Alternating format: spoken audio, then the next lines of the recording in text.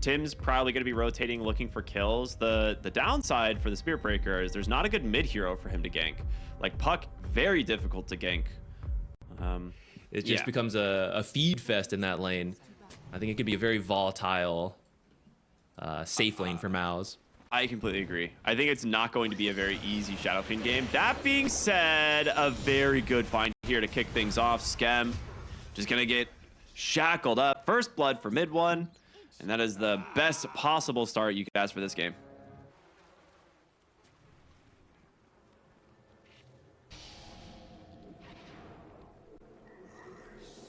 Spearbreaker's coming through. He might be able to bash this. Oh, he gets the charge off. No way.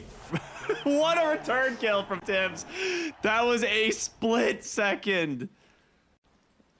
Back, but that was a chance to really get a big foot forward because you would have killed the Shadow Fiend, so he loses souls, loses farming speed. Weaver would hit 6.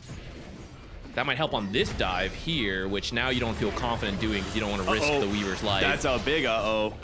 The Ice Path off the mark. Tim's now just going to burn underneath the tower and the Brewmaster's damage. In comes the TP from Celery as they really want to play for this Wisdom Shrine, and Yamich will not let him get it. Another shackle. He does have a Lotus and a time lapse. He's just doing his best to stay inside the ring, and now with Jakiro here, it's going to be a big problem for the Dyers. OG, they get 2 kills. They get the Wisdom Shrine. Here comes Puck, though. Coil, a little bit too late. Time lapse does snap the coil. Natsumi a little bit low, but I don't think Puck can walk up here without just taking a ton of damage himself, so he needs to be very careful. Not really too much mana yet on Skem. They do just get the TP out on the Weaver. All right. This is such a win for OG. This has taken 5 years, and he might deny himself still. Dude. Okay, still secured. But in the meantime, Ember pushes in mid, gets a bunch of tower damage, and you should get the power rune now. You get the power rune. You waste all their farming time because they take forever on those kills.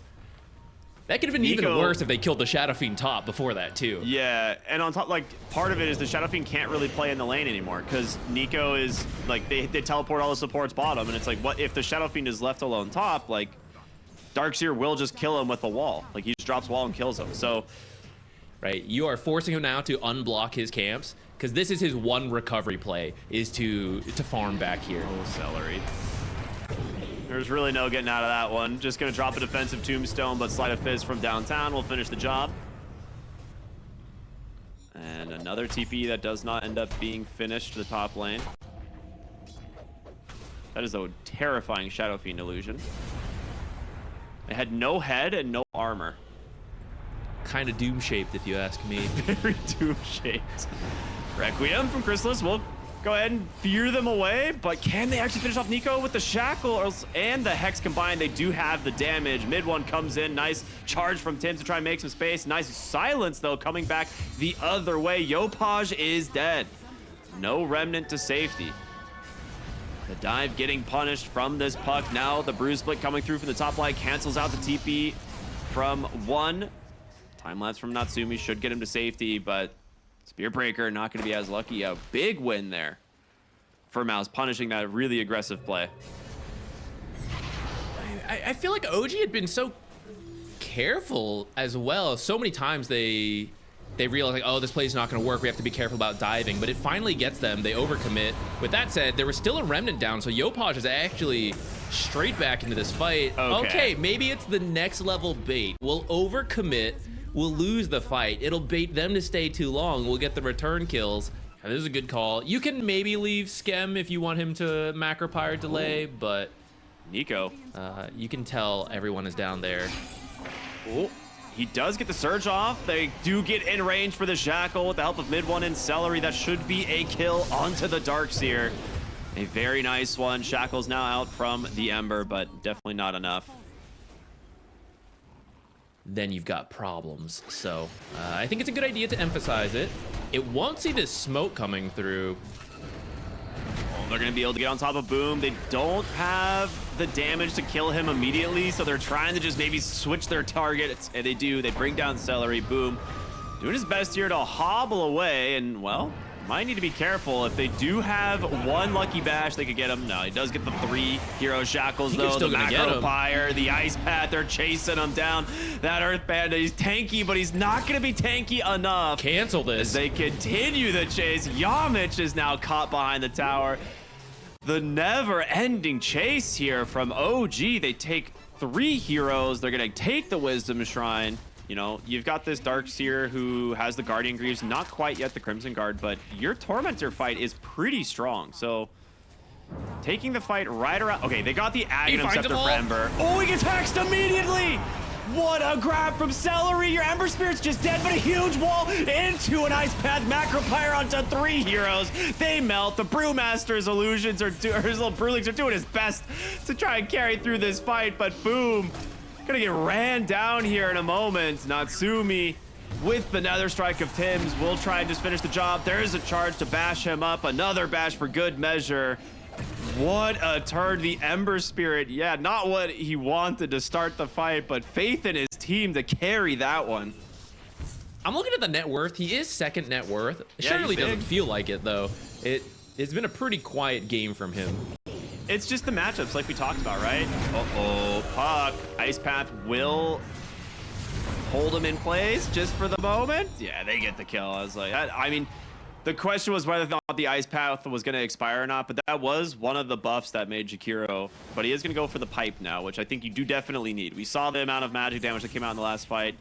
You know, we have the Maelstrom build on the Weaver as opposed to the Desolator. It adds up very fast. Oh, Nether Strike finds Celery. Shackle out from Yamich, though. Do they have the damage to burst through him? They do. Celery will keep himself alive. Cyclone now out from Boom, looking to go for the Weaver here. Has a BKB at the ready. The stun out. They drop the coil. He still has the time lapse available as well. Shackle and Ice Path here onto 2. Chrysalis stuck inside this. He needs to start running away now. That Vessel is burning him down, and instead it's going to be mid one on the other side of the fight that's dead. And, well, Yopaj will continue the chase. Remnants constantly back and forth. Nico now jumps in, gets the wall, but it's not quite on the money. It's enough to make him path weird, and that's really all they need is they will eventually run down the Shadow Fiend. A very rough game here for the Chrysalis Shadow Fiend. Shadowblade Gaming, he's out, man. Shadowblade finished before Shadow Fiends, or maybe it's the same time, but that's still not great. No split for 9. Do they have the damage? Do they know? Boom needs to be very careful here. He's taking a ton. Will pop the pipe. Another shackle. Doesn't have the mana to ult now. Down to 200, and the burn from the Weaver will finish the job. He's dead. Natsumi continuing the chase now, looking for Yamich at the tier 3 tower. Who cares about the tier 2, man? We do way too much damage. And now you get the tier 2. This is what I meant earlier, right? Well, who cares about the tier 2? You got the mid tower for free pretty much, so you're pretty happy with the state of the game. They have a charge coming into the Shadow Fiend right now. Oh, this is so bad. That's gonna connect from downtown. In comes the wall. He's just dead as the fight starts. Now Boom on the backside has the split, but if he uses it, it's just to survive. There's no point in just wasting the ability. Surely he's gonna throw it anyway, just doing his best here to keep himself in this one. Charge on through, connects to these.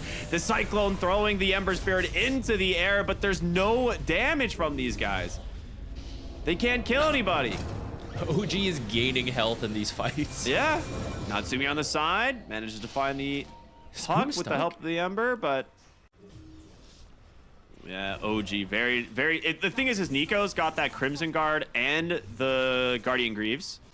So if you don't start the fight on the Darkseer, it is going to be difficult. They scan it out. They know exactly what's going on. They do manage to get the silence on the Darkseer, but the follow-up's not there. Instead, it's the Shadow Shaman who is dead first into a Requiem from Chrysalis, but it's just to fear them off, make a little bit of space. Cyclone to throw Tim's in the air, but Nico is still perfectly healthy. Boom. Now maybe in too far. They get the Shadow Fiend. Nether Strike just locks him down. He's gone, baby. Natsumi with the BKB. Yopaj with his as well. Taking one hero down after another. They take the gem and the GGs come out. OG will take this best of one.